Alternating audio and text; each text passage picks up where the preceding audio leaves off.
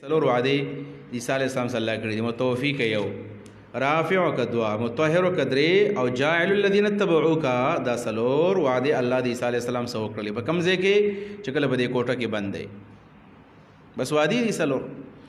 البته دا آیت د مشکلات القرآن نه دی. اول خدا چې د عیسی علیہ السلام نوم کله راځي نو یا عیسی سیا عیسی ابن مریم راځي او په دې ځای کې سره ابن مریم رانغی دا ولې جواب دار چې ابن مریم د دې د پاره ذکر کیږي چې دا خبره وخودل شي چې پلار نشته او دلته هغه مسله نه ډیسکس کیږي بلکې دلته مسله درپ عیسی د هغه تعلق د هغه ابنیت سره نشته بل مسله ده. دویم دا چې متوفی کا په معنا د وفات باندې راځي. سوال دا دی چې عیسی علیه السلام په باره کې خو د اهل سنت والجماعت مذهب دا دی چې عیسی علیه السلام ژوندی دی مړ نه دی نو بیا د متوفی کا څه معنا ده. د دې د وضاحت نه مخکې یو خبره ضروري واورئ.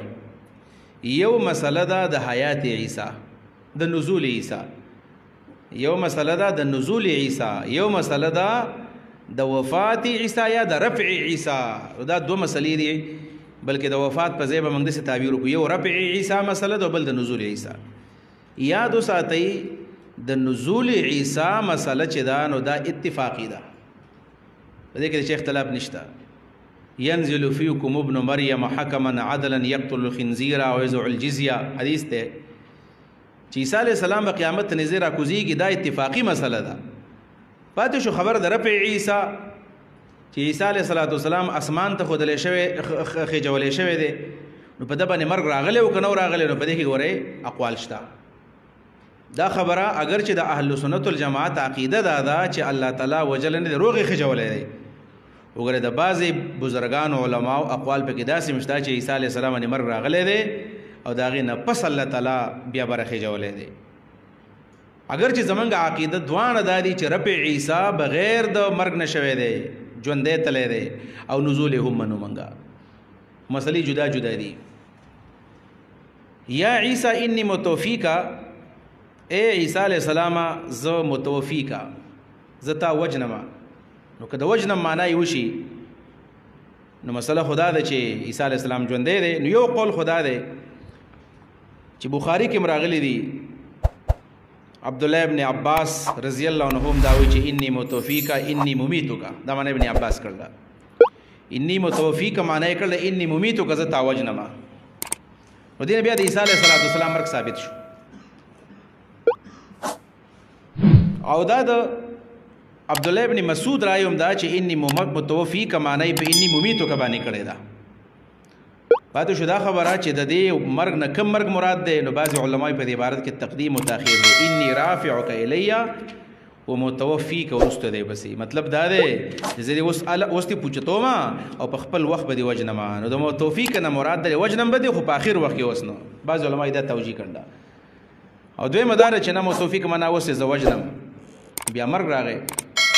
دریم نمبر د دې توفی معنا علماء کړی دا په نو معنی انی متوفیک انی منومک ذتا او د کومه مطلب په خوب کې دی چتوم بر اول به دی ود کما ورافع کو یا به دی خوب کې به د چت کما زکه چې د بغیر د اسباب نه بر خطل هډر غرانی نو په خوب کې الله رب العالمین عیسی علیہ السلام چت کو په دې باب کې اوسو اقوال تاسو ته یو دا دی چې انی متوفیک ذتا وجنما. دویم نمبر معنا مې وکړه زتا په خپل وخت باندې وجنم. دریم نمبر انی متوفیکا زتا او د کومه کوم علما چې د دې قائل دي چې عیسی علیہ السلام الله تعالی وجلو نو دا 3 غنټې یا 2 غنټې الله تعالی دا وجلو او په دې مرګ کې الله تعالی بر وخیجو.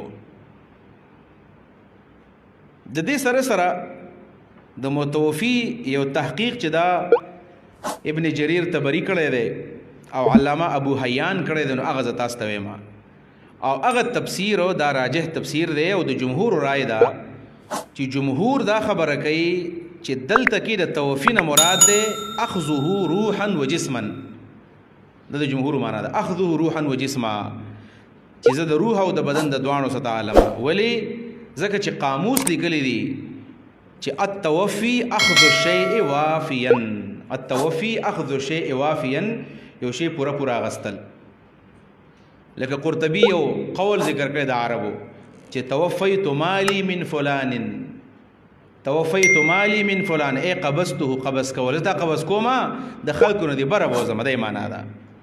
دا قرطبي یو تایید پیش کړی دی توفیت مالی په معنا باندې، نه توفیت مالی معنا چې مال مې مړ په وجل نه و مې غستو دي، وغستل اخذ شیء وافیا. بیا قرطبي لیکلی دی چې التوفی لغت العرب، په لغت د عرب کې د توفی درې مصداقات دي. کم نمبر 1 القبض والاستیفاء، و دا د قبض او استیفاء په معنا باندې راځي. وذالک ثلاثه انواع، دا درې قسمه دي. قبض او استیفاء په درې قسمه. نمبر 1 احدها التوفی فی النوم، یو دا چې په خوب کې د چتو ما. والثاني توفی الموت، نو په دې خوب کې چې کم سړی خودشي دام توفی د مرګ دی. دویم توفی د موت ته چې حقیقت کې سړی مړ شي. او دریم نمبر توفی د روح او د بدن د دوانو دا چې دواړو چت شي دلته را دریم قسمه توفی مراد ده، دریم قسمه توفی مراد ده. تاج العروس کی امام زبیدی وی توفاه اے لم یدع منه شیئا. تاج العروس زبیدی وی توفاه لم یدع منه شیئا، چې سیت پرې نه خودل ټول یو چت.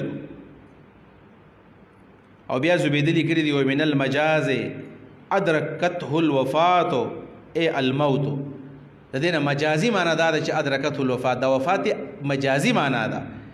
نو حقیقی معنا امام زبیدی له توفی وکړه اخذ شیء وافیا، او من المجاز ادرکته الوفات اے الموت والمنیه، موت منیه دې مجازي معنا ده. د دې نه معلومه دا شو چې د هر لفظ دوه معنی، یو حقیقی بل مجازي. چې کله حقیقی معنا اغستل کې دی شي نو بیا به مجاز ته نزو، چې کله نشي نو بیا بزو. دلته حقیقی معنا ممکن ده. لہذا انی متوفی کا معنا کول دادی چې زه پوره پوره علم تا د روح د بدن د دواړو سره، دا معنا زبیدی کړی دا او دا ماهر د لغت دی. لہذا د متوفی کا معنا ممیتو کنه دی راجه هو، دا د دې مجازي معنا ده. او بالپرس کا مجازي معنا یې من اخلو نو بیا به تقدیم تاخير باندې جوز چتوم او بیا دی وجنما دی معنا شو. په دې ځای کې دا قول ما نقل کړی د ابن جرير طبري ناغوي وی واعدل الاقوال، په دې ټولو اقوالو کې ما تاسو 15 شپږ اقوال پیش کړل. کم قول پکې خده و انی قابضک من الارض، و زتا د زمکه نه اخلم ورافعک الی، او زتا ځان ته چتوم. دا معنی ابن جرير کړل امام المفسرین. ولی لتواتر الاخبار عن رسول الله صلی الله علیه وسلم، ځکه متواتر اخبار او حدیث راغلي دي انه قال ينزل فيكم ابن مريم حكما عدلا فيقتل الخنزير ويقتل الدجال، ځکه احادیث متواتر راغلي دي چې عیسی علیه السلام راکوزیږي.